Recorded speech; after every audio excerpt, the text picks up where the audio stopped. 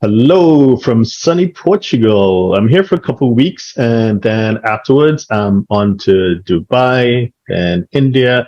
And then last but not least, back in beautiful Singapore. Yes, it may be a summer break for many of us, but we're still committed to doing those daily videos that will help everyone understand the sometimes complex world of cross-border transactions as we and our team of tax advisors seek to demystify that sometimes confusing world. My name is Darren Joseph.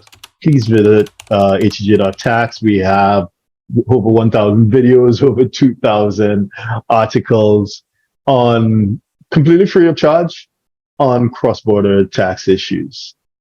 So today I want to talk about three things: Form 76NA, Form 5173, otherwise known as a transfer certificate, and the concept of domicile. But domicile is broad, so domicile as applies to transfer taxes. So anyway, so let's start at the beginning. So 76NA. So the 76NA is the United States estate and generation skipping transfer tax return.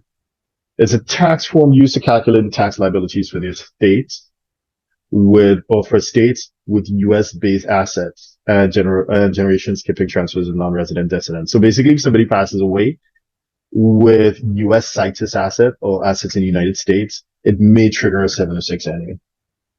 So the 706NA, of course, is from the IRS, and typically it needs to be filed 9 months after the death of someone where the estate's value exceeds the filing threshold of 60,000 US dollars. So the key messages would be that the 76NA is used to calculate the tax liabilities for estates of individuals with US-based assets that are part of their estates who are not citizens. I'll come back to that later when we discuss domicile. US-based assets that would be considered part of an estate would include things like real estate, physical personal property, or securities related to US companies. 9 out of 10 times we do this. We do this pretty regularly. We do 1 or 2 a month. And it's typically going to be an investment account in the US. That's typically what it is. And I'll give you an example of that later on. Okay, so let's talk about, so we've established what the 76NA is. Chances are you already knew this. If you clicked on this, you clicked on it because you knew what it is. You want to find out more. So here are two issues that our clients typically have.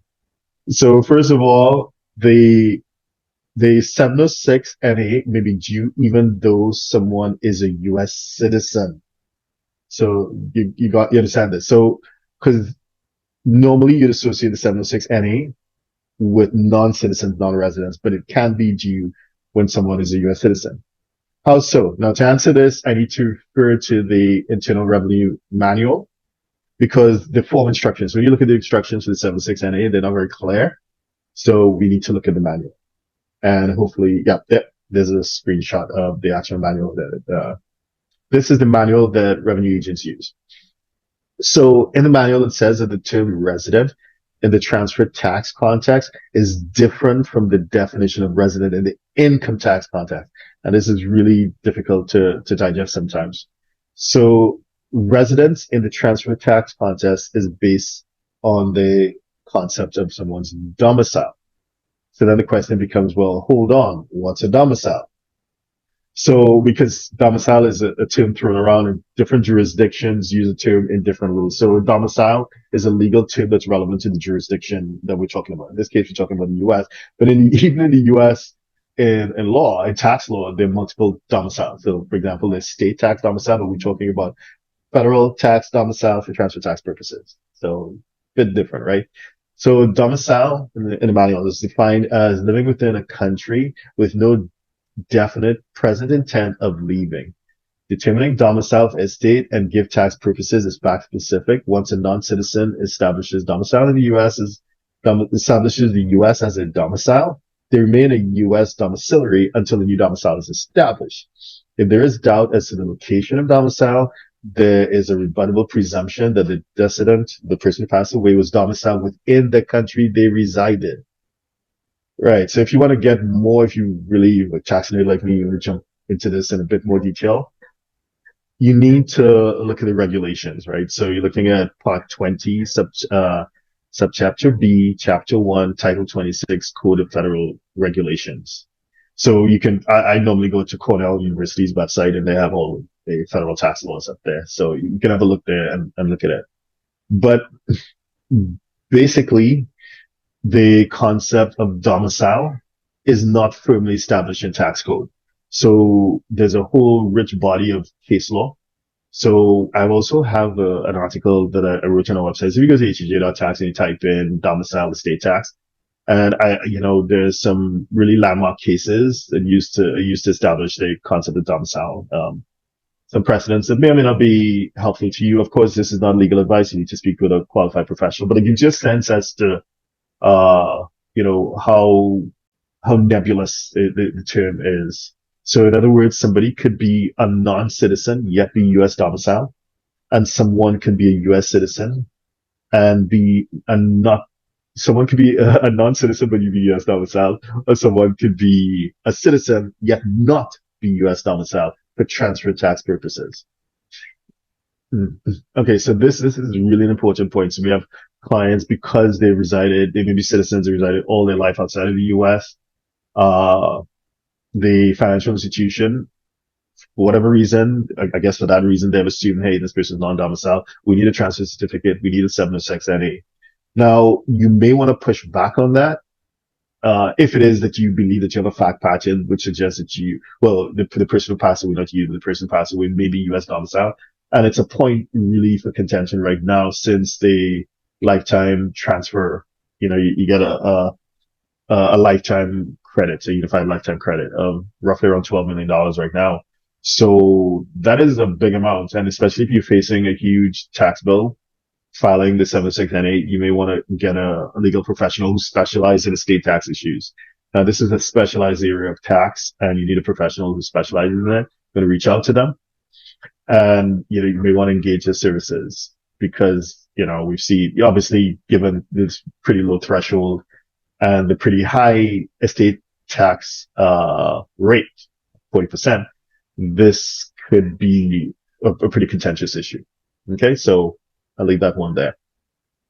Next thing I want to do is talk about an interesting case and this comes on to the second point, because remember I said I wanted to discuss 2 points. The first point would be, that the 76NA and the concept of domicile is really tricky.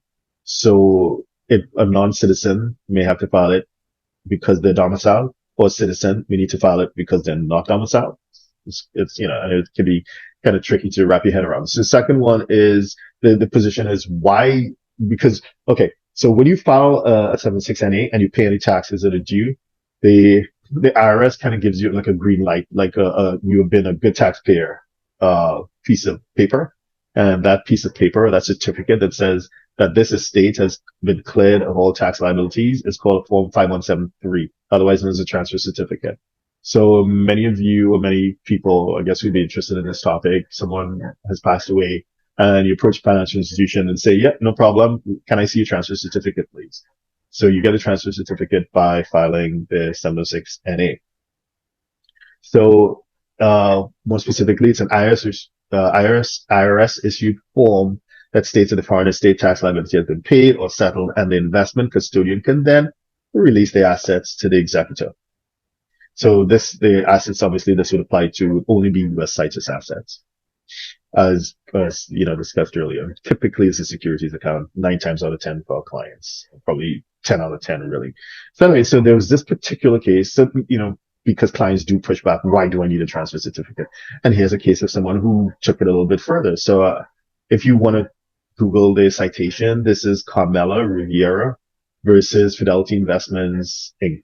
So Fidelity. So the plaintiff, Carmela Rivero, she, the facts of the case were, okay, her husband, who was a Mexican national, so not a U.S. person, but a Mexican national, she held a brokerage account with Fidelity jointly with her late husband, Jorge Diaz Gonzalez Medrano. So he passed away, and joint tenants, rights of survivorship, it's an easy, it's open and shut, right? It obviously, it's all hers now, which is fine. I mean, Fidelity had no problem with that, but Fidelity's policy said, hey, we need to see a transfer certificate because, her husband was non-US, a non-citizen, non-resident. So yeah, we need to see that paperwork. for whatever reason, it's a whole long-winded thing, but for whatever reason, she did not want to produce a certificate. She did not want to file the 76NA. She didn't want to go through that entire process for some, personal whatever reasons, right? The situation with her, with the late husband's estate was a bit complicated. I'll just go. But the point is that she pushed back on it. So she went to court. She got an attorney and she went to court. And she basically was trying to argue to her attorney that, hey, this is clear. He was my husband. He's passed. This is mine. Why is Fidelity pressuring me for this transfer certificate? So the court considered it, and the court found that it was without jurisdiction to issue a declaration. Issue the declaration requested by Rivero. So the court dismissed the case for lack of subject matter jurisdiction. So the court is basically saying, this is, for those who want to Google it, I gave you the citation. So Carmela Rivero versus Fidelity Investments Inc. This is the U.S. District Court in Eastern District of Texas. So anyway, so the court dismissed the case and said they don't have jurisdiction over this. This is an IRS matter. And they, let's leave it to the IRS, and, they have nothing to say. So she's appealed it, and I believe it's gone up to the Supreme Court. But the bottom line is that if it is that you're going to push back on financial institutions who insist on a 5173, it's going to be an uphill battle. I'm not saying don't do it. You're within your right to always seek legal counsel from a qualified professional. But bear in mind, it's an uphill legal battle. This lady has been in, this case has been in court for, I think, about 3 years now. And, who knows how it's going to turn out. But the point is that when it comes to estate tax and estate tax matters, it is very, very complex, and it's way different from income tax. So you want to speak to professionals for whom this is an area of expertise. Sometimes it may even involve tax treaties. Actually, I'll probably do another video talking about tax treaties like UK, US treaties, and estate taxes. Okay, that's interesting.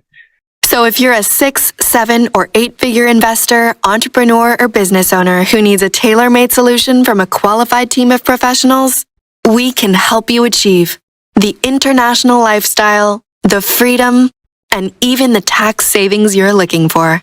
Visit us at htj.tax and live that international life.